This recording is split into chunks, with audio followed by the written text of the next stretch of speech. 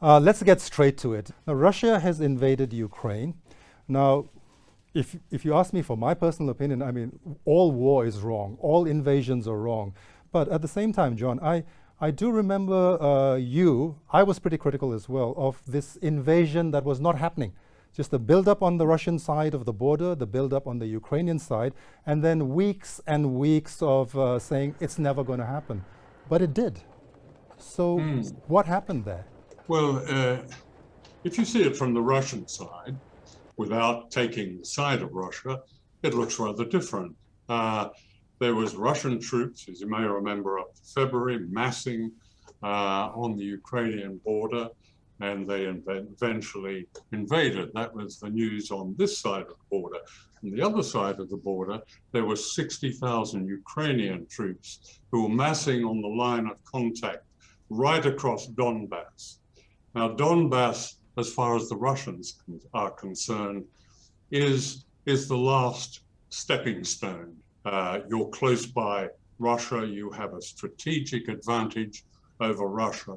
Everything in modern Russian history, and in not so modern history, tells us that the Russians will never tolerate this, that they regard this as a threat, and they have much of their history to justify it. History is, in any discussion of geopolitics, history has to be part of one's analysis, even if it's not overt. It has to be understood. There has to be a basic knowledge of it to understand why things are happening or what is likely to happen. Our ignorance of Russia, like our ignorance of China in the West, allows none of that historical sense of how people see the threat and how political forces see the threat. This is not in any way to, if you like, condone Putin's invasion, but it has to be understood. So I don't think Russia is going to gain from this. Once you unleash war, then literally anything can happen. Is this going to be a decades-long war? Because it seems like the US is determined to defeat Russia in Ukraine itself by arming the Ukrainians, by building a coalition against Russia, etc. And Putin, for whatever reason, whether it's a loss of faith or whether he's determined to stay the course, I mean, that is going to go on for a long time, right? And at the same time, there's also a distinct danger, a real danger of it escalating to something that nobody wants to see. Yes, you must remember, though, that above all, this is a war of propaganda. And I would think almost nothing one reads in the Western press about the invasion of Ukraine is to be trusted. A skepticism, or the skills of skepticism, that I'm not sure the reading public, the watching public, particularly in the United States, possesses. That is crucial now, because nothing can be believed. Every day when I scan the media, I look at the source. It's Ukrainian intelligence. The propaganda operation in Ukraine is quite brilliant. They've managed to invent a chemical warfare attack when there wasn't one. They've managed to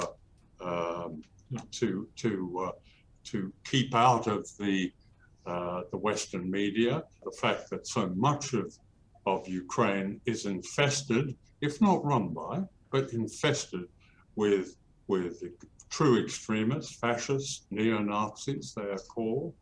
The United States may be about to fight, you're saying, or to encourage a war in which it plays a leading role in Ukraine. What to remember here is the US doesn't give a damn about Ukraine. Ukraine is simply a pawn in this, but the object, as the US Defense Secretary is, and I paraphrase him, is to destroy the Russian Federation. That's been known for a long time. That is probably the most dangerous project in the world today, because the Russians are not going to allow that. When you talk about not trusting anything that you see in the media, unfortunately, even being a member of the mainstream media myself, I have to agree with you to a great extent there because of the disproportionate coverage in this war. It's reached a stage where anything that the Ukrainians do is glorified, and anything that the Russians do is vilified, to the extent now that you have mainstream Western media celebrating news from Ukraine, like pictures of dead Russian soldiers being sent back to their mothers. There's almost a celebratory tone in the media. And this begs the question, what happened to empathy? We're not asking for sympathy here, not asking for sympathy for the Russians as an invading force, but empathy for humans, right? For young lives, soldiers who've been sent into war, not by their choice. They follow, it's the military, they follow orders. Well, I've spent my career working in the mainstream, and I've covered probably 7, 8, 9 shooting wars. I've never seen a coverage so utterly consumed by a tsunami of jingoism and of manipulated jingoism as this one. And that's why nothing should be trusted. I say that to people all the time. I said, unless you're going to sit in front of your television and deconstruct what you see, actually take it away with you and check it and try to verify it as much as you can. And if you can't, to discard it. Well, most people don't have the time to do that. I don't have the time to do it. Therefore, I have to say I ignore it most of the time.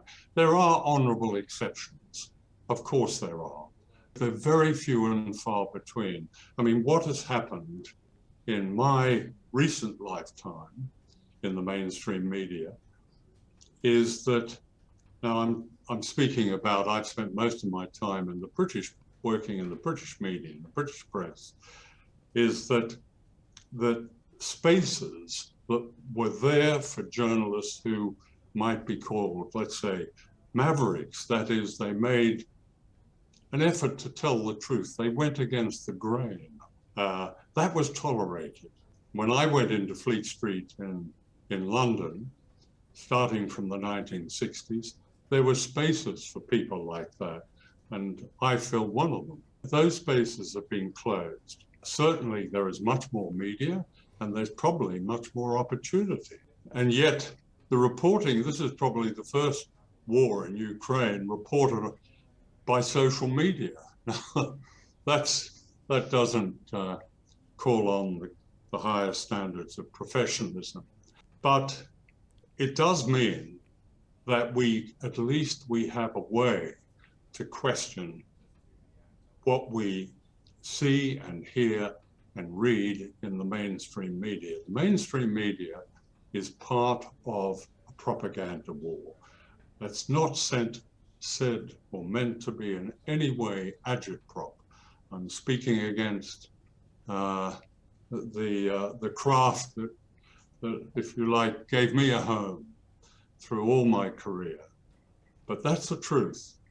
And we must be skeptical. We must be skeptical of absolutely everything.